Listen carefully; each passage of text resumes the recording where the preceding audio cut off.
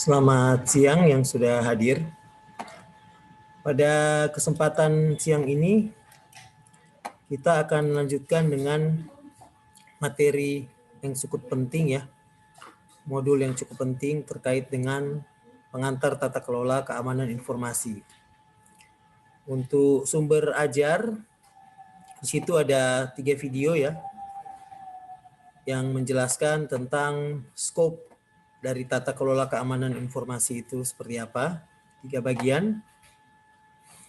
Kemudian ada 2 slide materi ya, tentang apa itu sistem manajemen keamanan informasi dan terkait pengenalan SMKI dan indeks kami. Juga ada beberapa riset yang sudah pernah dilakukan khususnya di Unstrat ya, tentang implementasi indeks kami di Universitas Samratulangi. Baru kemudian ada tugas yang harus dikerjakan. Jadi kalau kita mulai dengan bagian yang pertama, jadi terkait dengan tata kelola keamanan informasi itu sebenarnya kita bicara soal bagaimana kita mengatur atau menata kelola semua sumber daya yang terkait dengan pengelolaan keamanan informasi yang ada di organisasi. Seperti itu. Nah, khusus di Indonesia sendiri, kita sudah memiliki standar aturan ya, yakni Peraturan Menteri Nomor 4 Tahun 2016 yang diberi nama Sistem Manajemen Pengamanan Informasi atau SMPI yang mengarah kepada standar sertifikasi SNI ISO IEC 27001. Nah, kalau kita lihat ya dari karakter serangan dan jumlah serangan terhadap infrastruktur data dan jaringan di Indonesia itu tiap tahun meningkat tajam gitu ya. Misalnya di tahun 2016 itu ada total sekitar 135 juta serangan. Ya, sedangkan di tahun 2017 ya, itu trafiknya meningkat hampir 2 kali lipat menjadi 205 juta serangan. Ini total insiden website itu sekitar 15.000 ya. Total kebocoran data domain itu 98.000. Phishing itu yang terjadi 132, baru celah keamanan website itu yang paling banyak itu ada sekitar 4.200. Ya. Jadi port yang paling banyak diserang itu kita di Indonesia itu sekitar di port 53 ya. Nah, oleh karena itu pemerintah menganggap ada perlu ya diatur tata kelola gitu ya terkait tentang pengelolaan keamanan informasi gitu. Jadi kita sudah punya pertama Undang-Undang Nomor 19 ya tahun 2016, ini revisi Undang-Undang ITE Nomor 11 2008 kemarin. Jadi yang terbaru ini tentang transaksi perlindungan transaksi elektronik ya, penyelenggaraan sistem dan transaksi elektronik. Jadi sudah ada beberapa peraturan menteri di sini ya yang berisi paduan dan prosedur. Harus ada lembaga sertifikasi ya, tanda tangan elektronik, nama domain, penyelenggaraan sertifikasi elektronik, penyelenggaraan sistem elektronik, penyelenggaraan transaksi elektronik dan agen elektronik, penegakan kepatuhan dan pemantauan. Ya, di mana semuanya itu program yang paling utama adalah kesadaran ya. Awareness, membangkitkan awareness melalui pelatihan SDM. Nah, jadi yang dimaksud dengan penyelenggaraan sistem elektronik ya, itu bicara soal pendaftaran, perangkat keras, perangkat lunak, tenaga ahlinya, tata kelola, sistem manajemen pengamanan informasi, serta sertifikasi kelaikan sistem elektronik. Jadi bukan bicara soal hanya pendaftaran, perangkat keras, perangkat lunak ya. Data center kita itu harus disertified gitu. Seperti misalnya kampus Unstrat memiliki data center, itu harus disertifikasi data centernya, bukan hanya orang-orangnya yang ada di data center. Gitu. Nah, selanjutnya ada dasar hukum Peraturan Menteri Kominfo nomor 4 tahun 2016 ya. Itu mewajibkan bahwa setiap penyelenggara elektronik wajib melakukan pengamanan terhadap komponen sistem elektronik. Baru di sini disebutkan bahwa pengamanan yang dimaksud itu adalah menyediakan sistem pengamanan yang mencakup prosedur dan sistem pencegahan dan penanggulangan. Jadi setiap organisasi yang memiliki perangkat elektronik yang ada di Indonesia itu wajib ya menyediakan sistem pengamanan, dan sistem pengamanan itu dalam bentuk prosedur dan sistem pencegahan dan penanggulangan. Kalau kita belajar tentang serangan keamanan jaringan itu dasarnya kan ada threat, ada ancaman, ada kerentanan, ada vulnerability, ada mekanisme untuk mengeksploitasi itu kerentanan ya, sehingga setiap penyelenggara sistem elektronik ya, itu wajib gitu punya prosedur dan sistem untuk mencegah supaya tidak terjadi dan risiko rendah. Itu menurut dasar hukum yang ada. Baru kemudian jika ada gangguan sistem itu wajib melapor kepada penegak hukum gitu. Seperti itu. Baru ada yang namanya instansi pengawas dan pengatur sektor ya. Kemudian ada yang namanya pengelolaan risiko ya. Jadi semua penyelenggara sistem elektronik ya, baik instansi pemerintah ataupun instansi swasta wajib memiliki prosedur dan sistem untuk pengamanan. Misalnya di Indonesia kemarin ada kasus di mana seseorang bisa mengupload data nomor kartu halo. Ya, kemudian data nomor kartu halo itu diupload dan diober-ober di media sosial. Itu tidak boleh. Karena perusahaan provider tersebut adalah pelayanan publik. Sehingga kalau dia pelayanan publik, dia wajib menyediakan perlindungan atas data konsumennya. Kalau tidak disediakan perlindungan, maka dia berhadapan dengan hukum. Makanya bisa dimasukkan ke pengadilan perdata. Kalau perdata itu sampai 100 miliar nih orang gugat bisa. Seperti itu. Nah, ini menunjukkan bahwa sebenarnya di Indonesia untuk penyelenggara sistem elektronik itu sudah ada aturannya. Sudah ada tata kelolanya gitu ya. Tinggal penegakan hukumnya seperti apa. Nah, jadi ada kategori sistem elektronik ya. Ini yang paling penting ya. Karena bicara soal kategori sistem elektronik itu kita lihat misalnya penyelenggara sistem elektronik seperti Unstrat memiliki yang namanya portal Inspire ya. Kalau misalnya nilai dari portal Inspire itu kurang dari 30 miliar nilai investasinya, maka dikategorikan bahwa kategori sistem elektronik di Unstrat itu tipe A. Ya. Kalau di atas dari 30 miliar. Kalau di antara 3 miliar sampai 30 miliar itu kategori B. Kalau kurang dari 3 miliar itu kategori C. Nah, kalau di Unstrat Anda lihat sendiri ya. Itu sudah masuk pada kategori A. Karena yang dianggap dengan nilai investasi itu seluruh Anda hitung berapa biaya investasi fiber optik di Unstrat, berapa jumlah komputer yang ada di Unstrat, berapa jumlah hotspot yang ada di Unstrat, berapa biaya bayar bandwidth yang ada di Unstrat per tahun. Nah, kalau itu dihitung maka Unstrat sudah masuk pada kriteria kategorisasi sistem elektronik tipe A. Ya. Kemudian dilihat, dicek berapa anggaran operasional di Unstrat. Berapa contoh anggaran operasional di Unstrat, berapa tagihan listrik di Unstrat setiap tahun.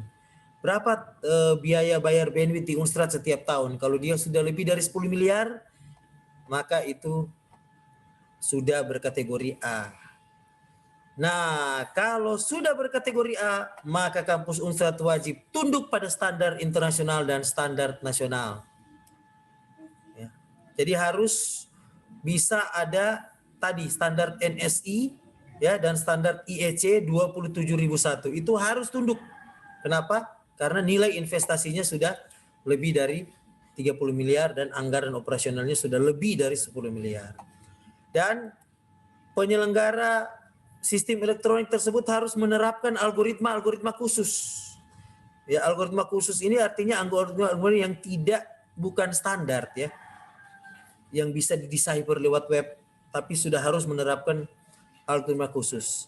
Jumlah pemilik akun sudah lebih dari 5.000. Lihat aja. Unsrat itu mahasiswanya ada sekitar 24.000. Berarti pemilik akun email di Unsrat itu sudah lebih dari 5.000 akun. Nah, itu berarti masuk kategori A. Nah, berarti di situ harus punya pengelolaan data pribadi. Ya. Baru klasifikasi kekritisan data itu sudah masuk kategori sangat rahasia, seperti misalnya nilai akhir ya, itu sudah kategori sangat rahasia. Baru berdampak langsung pada layanan publik. Ya, kalau bobol portal akademik itu pasti terganggu. Baru dampak kegagalan, Anda lihat kalau misalnya portal akademik rusak, hancur, hilang, berarti ada sekitar 6.000 calon mahasiswa yang tidak bisa menjadi sarjana. Nah, itu dampaknya skala nasional itu. Seperti itu. Ya. Jadi contoh penerapan kategorisasi seperti itu. Kita lihat karakteristik data dari organisasi itu, kemudian kita lihat bobot nilainya seperti apa. Apakah levelnya strategis, tinggi atau rendah. Misalnya Pemkot Manado. Pemkot Manado dengan investasi Manado Comment Center itu kira-kira berapa miliar investasinya. Apakah sudah masuk pada kategori A, kategori B, atau kategori C. Nah, kalau sudah masuk pada kategori A, wajib minimal menerapkan yang namanya standar manajemen pengamanan informasi, yaitu standar NSI ISO EIC 27001 dan ketentuan pengamanan. Baru ya harus menerapkan indeks keamanan informasi. Ada 3 ya level ya. Seperti itu. Nah, apa itu indeks kami? Indeks kami itu adalah salah satu alat ya, tools ya, di mana tujuannya membandingkan kesiapan kematangan dalam keamanan informasi. Ya, jadi membantu penerapan standar ISO 27001 ISMS sampai tahap sertifikasi.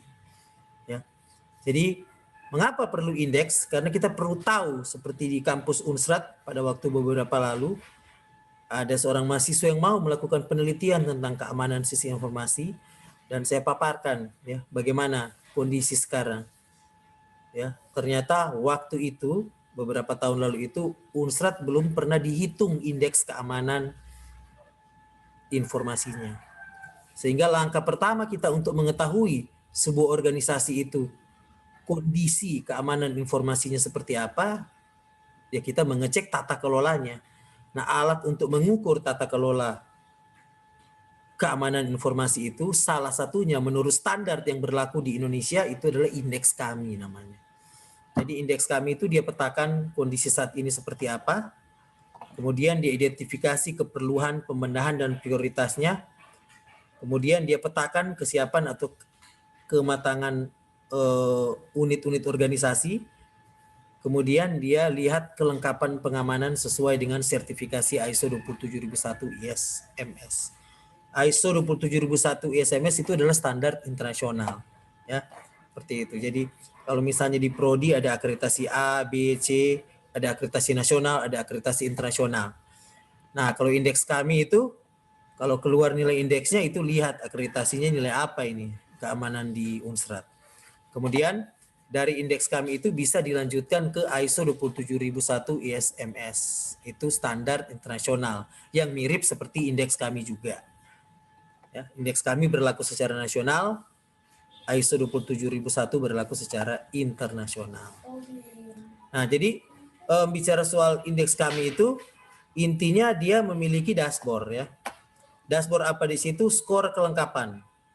Apakah pengamanan informasi di Unsrat itu sudah lengkap? Ya. Baru bagaimana tingkat kematangannya? Bagaimana orang-orang yang mengelola keamanan informasi itu bertindak? Apakah mereka bertindak secara profesional atau tidak? Bagaimana mereka menangani kejadian? Bagaimana mereka mengatasi bug atau flow? Ya, seperti itu. Itu bicara soal tingkat keamanan. Nah, di dalam indeks kami itu ada 5 area yang dinilai. Yang pertama tata kelola keamanan informasi, baru pengelolaan resiko keamanan informasi, kerangka kerja keamanan informasi, pengelolaan aset, teknologi dan keamanan informasi. Jadi teknologi apa yang digunakan di situ, bentuk jaringannya, ya, arsitektur sistemnya, arsitektur aplikasinya dan sebagainya. Itu dinilai dari situ. Nah, ini adalah sebuah contoh bagaimana sebuah organisasi dinilai tingkat kematangannya dan tingkat kesiapannya. Jadi ada status ini, misalnya pertanyaan tentang teknologi dan keamanan informasi. Ya, di situ misalnya ditanyakan,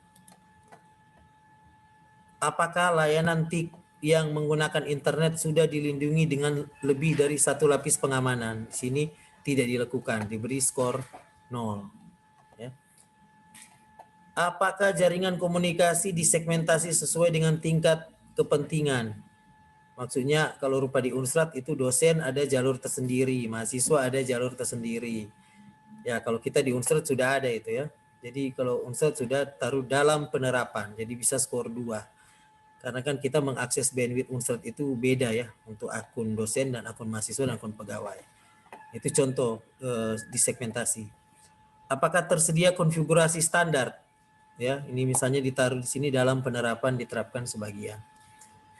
Jadi ini semuanya diperiksa, ada banyak sekali pertanyaan-pertanyaan ya. Kemudian hasil evaluasinya taruh di sini. Misalnya nilai evaluasi akhir cukup, ya. Hasil evaluasi akhir perlu perbaikan.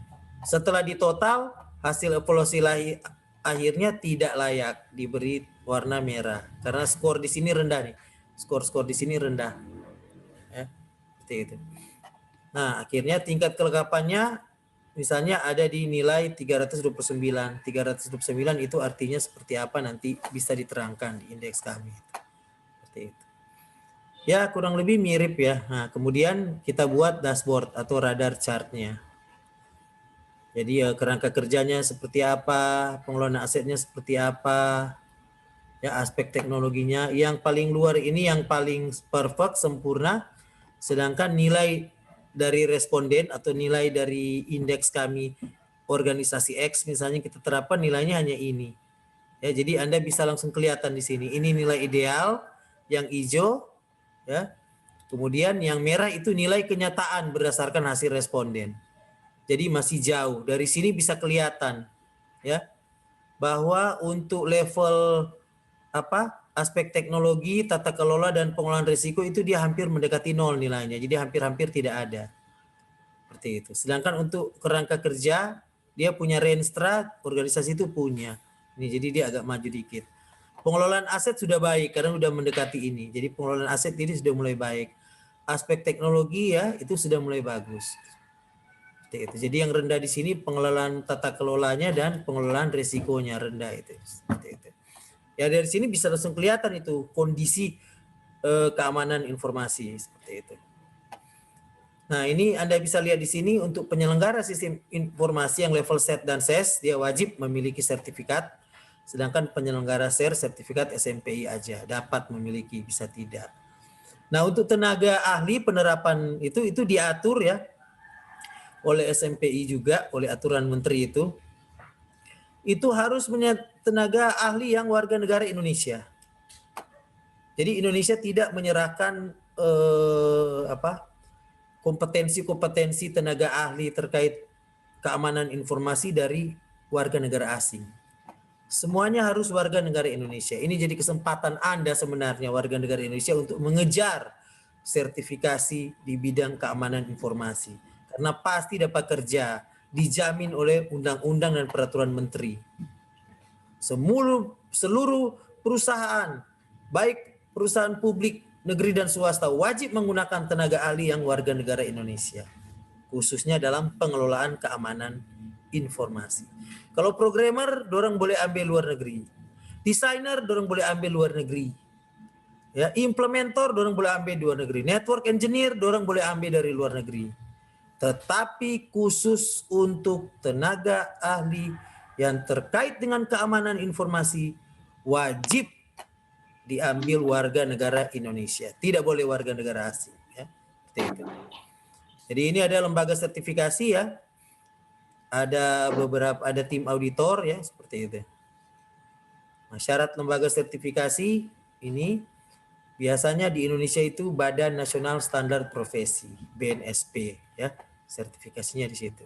Tata cara melakukan sertifikasi, sertifikasi itu ada masa berlakunya kayak SIM. Jadi kalau sudah tidak berlaku harus ujian lagi. Itu kalau keamanan informasi.